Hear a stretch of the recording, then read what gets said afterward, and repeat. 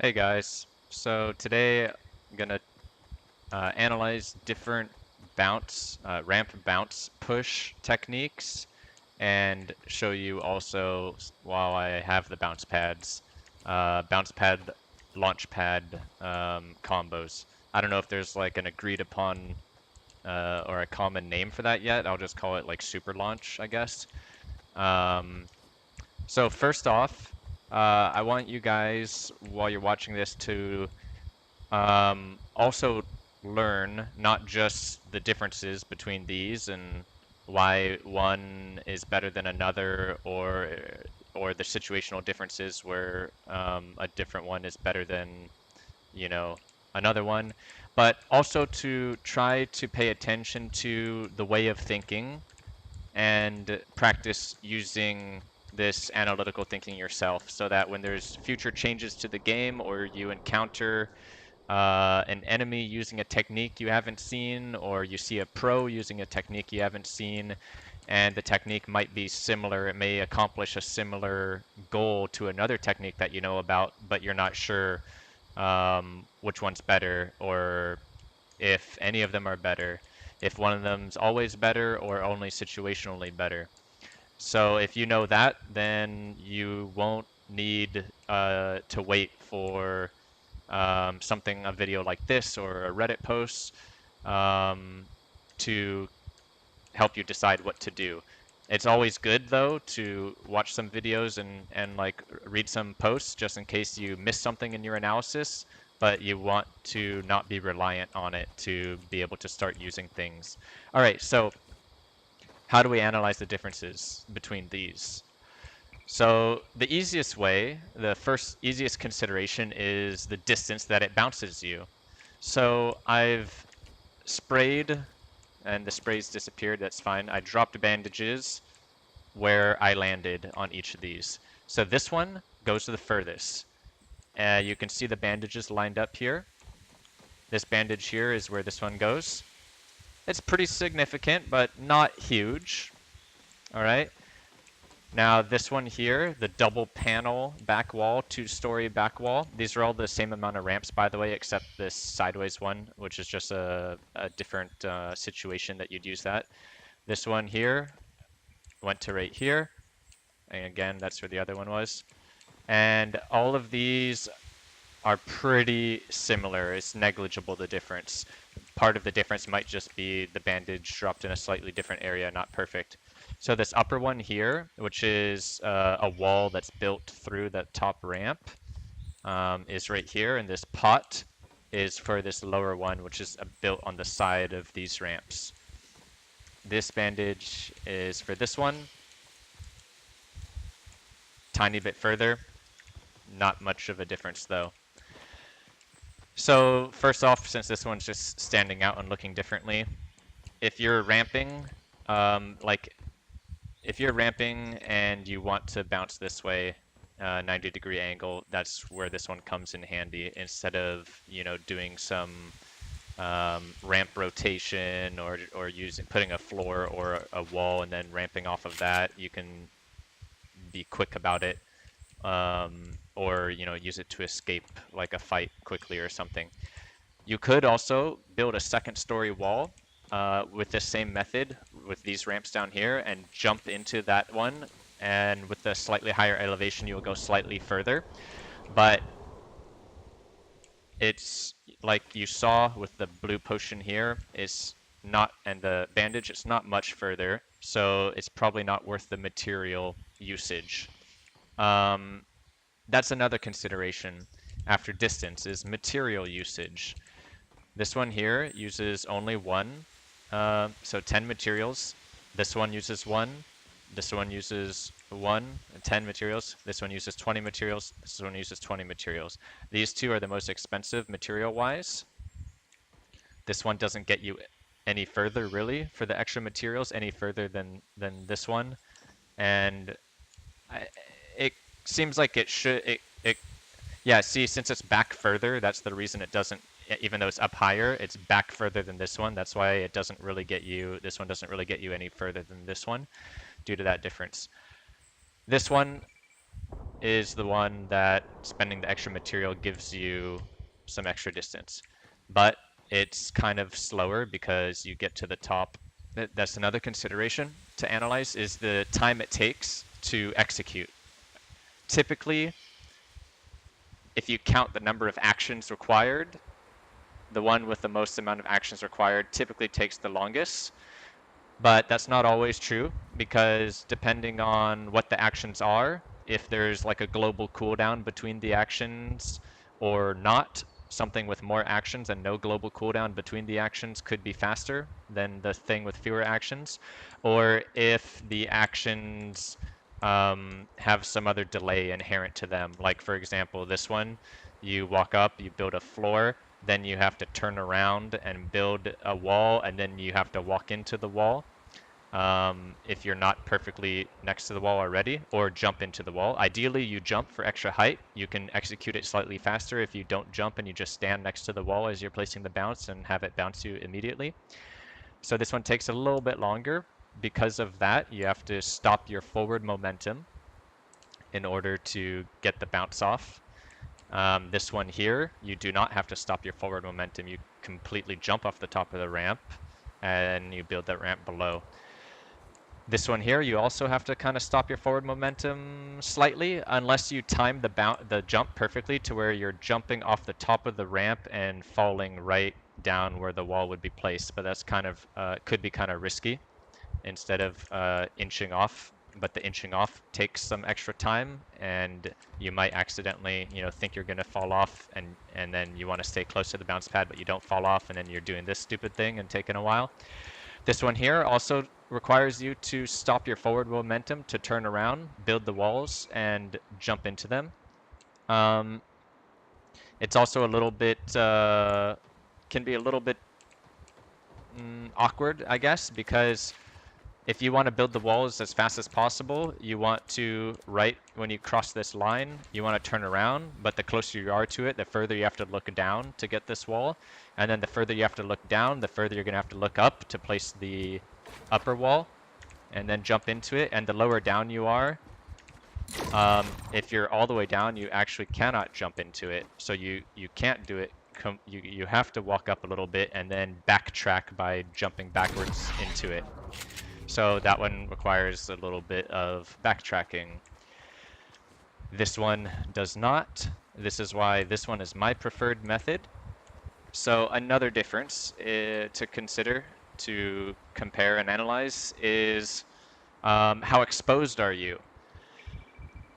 This ramp here, while you're building these two walls, is providing you protection and cover. And this one over here, you have cover while you're on this ramp, but once you jump off of it, before and while you are building this reversed ramp and placing the bounce on it, you are out of cover. This one here, you are also out of cover as soon as you jump, but as soon as you jump, you only have to place the one thing. You only have to do one more action, which is place the bounce, and then you're bouncing immediately. Here, it requires at least 2 actions, placing the ramp. If you jump and do a 180 to place the ramp as a reversed ramp, it's only like 1 action. So you can go like this to place that ramp, and then it's only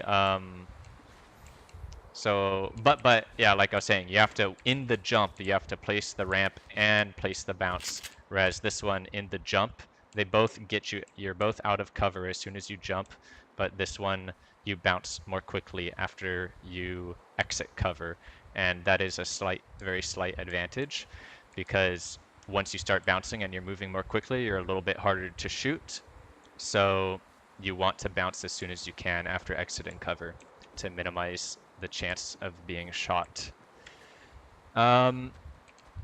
Let's see, that is most of it. There's only one other thing pretty much to cover, and that is there's some variations with this one. Like I showed you, you can jump and do a 180 instead of rotating the ramp. Jump and 180. Here, I'll actually do the full combo. Like that, and then you 180 back.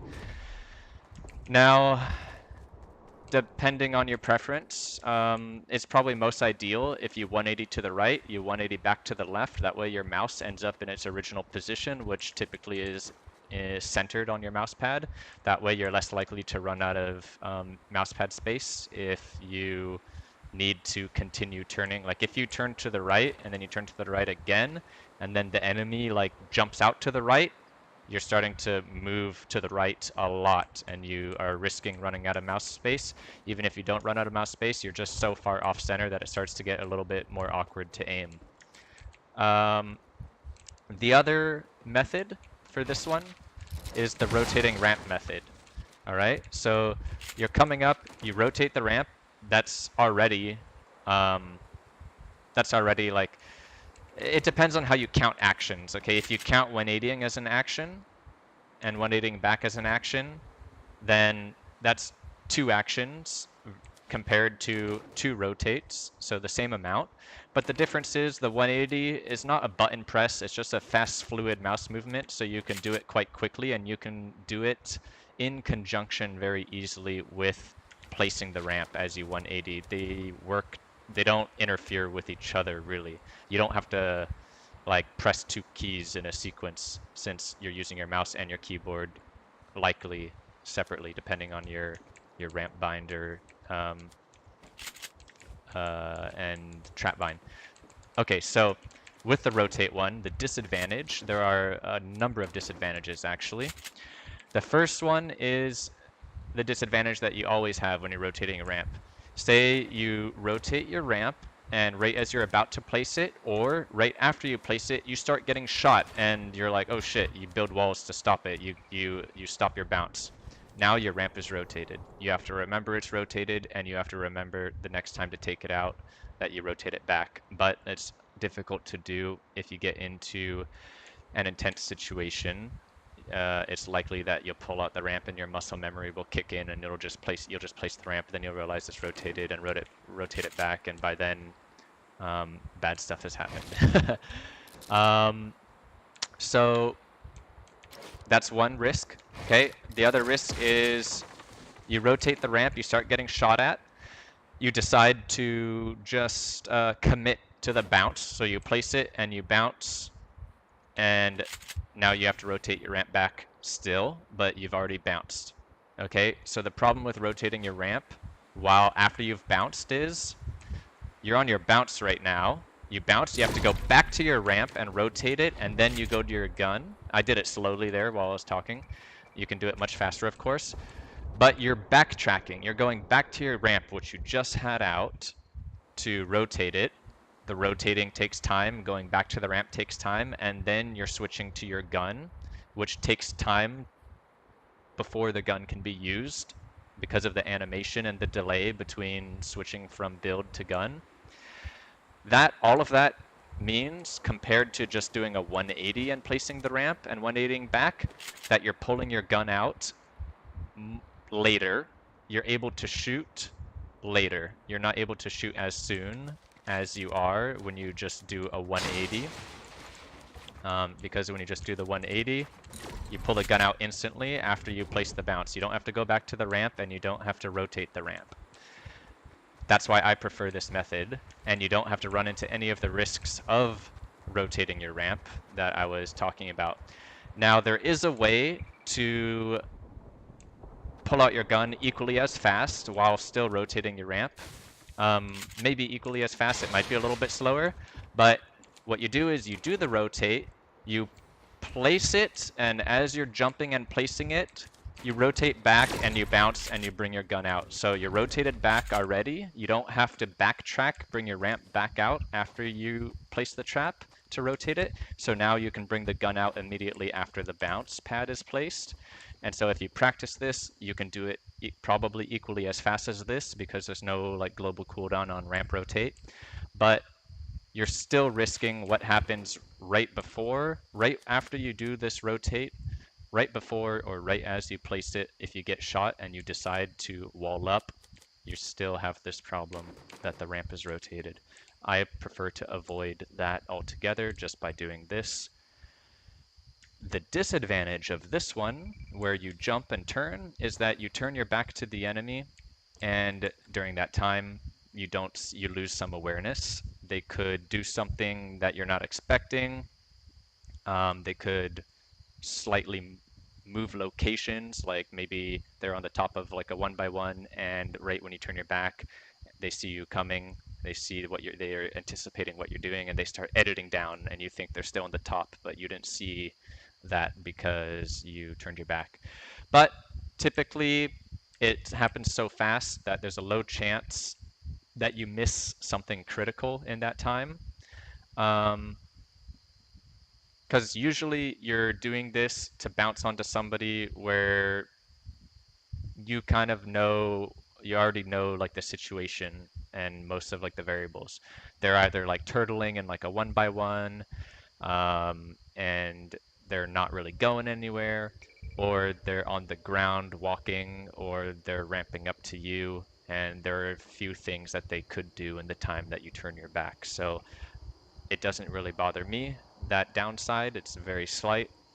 But back to the gun thing and the differences between these two, pulling out the gun later versus earlier. Pulling out the gun later is not a disadvantage if you don't need to shoot very soon. If you're bouncing onto somebody who's further away, you're not going to need to shoot as soon because it's going to take you more time to get into range to shoot. But I like to use this technique pretty aggressively, so sometimes I'm bouncing onto somebody who's decently close, so I'm going to be flying by them pretty soon after I bounce, and I need to have my gun out and ready to shoot as soon as possible so I can line up the shot and take the shot as soon as I might want to. So that's pretty much everything. So again, my favorite one to do is this one where you do a jumping 180. There is one other thing with that you have to be mindful of, and it's not just with this bounce technique, it's anytime you're doing the jumping 180ing ramp. Let me see if I can remember how it is. Actually, I don't want to go this high in case I take fall damage. Let's see if there's a wall. Yeah, so if there's a wall here, it is possible for you to place a ramp like this. So if you jump and you start left clicking, or if you're holding left click before you complete the 180, you might do this and then you turn and you cannot place a ramp anymore here because this ramp is blocking you. And one time this happened to me, not when I was bouncing. I just won a build fight and I was simply going to descend by doing rotated ramps, and this is what happened. Wait, not that. I clicked it even too soon. I went like this and then I ended up falling off and fell to my death because I couldn't place. This ramp didn't catch me. I was already kind of further down. I jumped quite far. It's actually possible to jump so far that you jump over an entire down ramp. Here, let me show you. So you can go like this, jump, and you have to build a second one under you. You look straight down, and if you don't build the second one, you'll fall down. So that's what I was doing. I was planning on building two like this to descend more quickly. But that first one, I turbo built too soon and it built sideways, and so then I couldn't connect the second one, and so I fell to my death. So if you are using this technique, jumping, turning around, and building a ramp, a down ramp at the end of like a build fight where there might be a wall there, just be aware of that. One other thing about this one, when you're jumping, the distance you go depends on how far you jump out. If you jump right here, and if you land right here versus down towards the bottom, you go further if you land towards the bottom. Even though you're lower elevation, you bounce further. And it is possible, like you saw over there, if you try to jump all the way at the bottom, it's possible to completely jump over it. So be careful about that. So basically, jump. If you want to get max distance, just jump slightly before you get to the very top of the ramp, slightly before, and you'll land right about here and get max distance. All right, on to the super launch techniques. So there's the main one. I don't have another launch pad, but you guys probably know the most common one, which is like this, you build a arch, and I'm starting to lag a little bit. You have a bounce here, and you have a launch pad here. The arch makes your head hit so that you land onto the launch pad. This is the most common one that I see, but I pretty much never use it because there are faster methods that are just faster to execute and don't require the double floor, which if you want to wall up requires twice as many, maybe not twice as many, but it requires extra walls to provide you with cover. So here's one of the techniques. You could, once you build the floor here, you can wall 3 sides, and then you place a ramp and a bounce. So this is pretty protected because of the walling of 3 sides. Additionally, if you're coming back to this location multiple times, you can wrap walls around here, so it's even more protected. And then all you do is you go in between here, and you walk into it. You just walk into it, and once you walk into it, you want to remove, don't do any strafing or anything, okay? Once you walk into it. So walk into it, I let go of my strafe key right after it bounces me. Here's what happens if you continue holding left strafe, or at least sometimes. It doesn't work. I don't know why. If I do W, and I keep holding W, it doesn't work. If I do W, and I let go of W, it doesn't work sometimes. Sometimes it works. It depends on how quickly you let go of W, I think. So like that, you see I got really close so that I could tap and go into it and let go of W instantly. That's why I prefer instead of W. The reason W is harder is because it's negating the momentum. It's like negating your momentum from the bounce more if you hold the W than the strafe is for some reason, it seems like. So I just strafe in, let go of strafe. That time I thought I'd let go quickly enough. So this one, because of that reason, is probably not as good to use as this technique. The only problem with this technique is it does require 2 floors, one open side, because you need to run in at this angle here. And if you wall it off completely, you cannot achieve that angle. At least I haven't been able to yet. You see it bounces you like that, and jumping doesn't seem to work. So this one is my go-to right now. You can wall it like this and then walk in. And this one, at minimum, you can do 2 floors and 1 wall only. So pretty cheap. Technically this one is 2 floors and 2 walls, and this one at minimum is a floor and a ramp. So there you go. Now you've got some extra options for doing that. There is one, I don't know if it's been fixed. It happened to me, 1 or 2 patches ago, where I was doing one of these techniques, and I think it's been fixed, but I'm not sure, just in case it hasn't. I hit the bounce, and then I hit the launch pad. It made the launch pad animation, but I did not actually get launched very high, and when I landed, my character was bugged. I couldn't sprint or do anything except walk around. And the only way I was able to unbug myself was by walking and jumping into the launch pad again, and then it fixed itself.